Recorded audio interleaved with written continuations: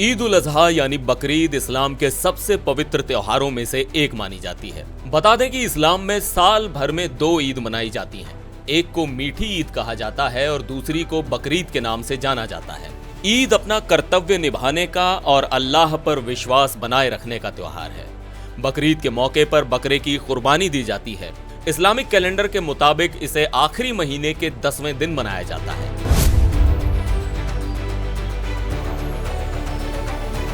तो चलिए आपको बताते हैं कि बकरीद पर बकरे के दांत क्यों गिने जाते हैं।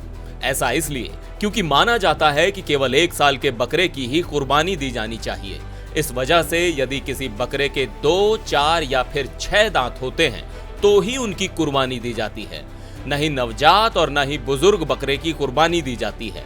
ऐसे में यदि किसी बकरे के दांत नहीं है या फिर किसी बकरे के दांत 2, 4 या फिर 6 से ज्यादा हैं तो उसकी कुर्बानी नहीं दी जाती है।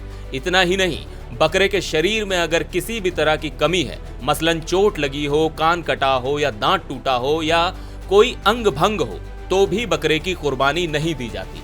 ईद उल अजहा यानी बकरीद इस्लामिक कैलेंडर के आखिरी महीने जिलहिज्ज की 10वीं तारीख को मनाया जाता है। ये ईद मुसलमानों के एक पैगंबर और हजरत मोहम्मद के पूर्वज हजरत इब्राहिम की कुर्बानी को याद करने के लिए मनाई जाती है। इस्लाम धर्म में मान्यता है कि अल्लाह ने इब्राहिम की अकीदत का इम्तिहान लेने के लिए उनकी सबसे प्यारी चीज की कुर्बानी मांगी। इब्राहिम ने अपने जवान बेटे इस्माइल को अल्लाह की राह में कुर्बान करने का फैसला कर लिया।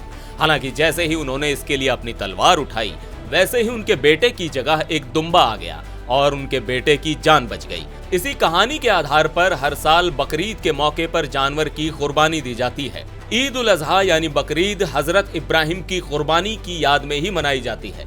हजरत इब्राहिम अल्लाह के हुक्म पर अपनी वफादारी दिखाने के लिए अपने बेटे इस्माइल की कुर्बानी देने को तैयार हुए थे। बता दें कि इस मौके पर बकरे की कुर्बानी के बाद उसे 3 भागों में बांटा जाता है।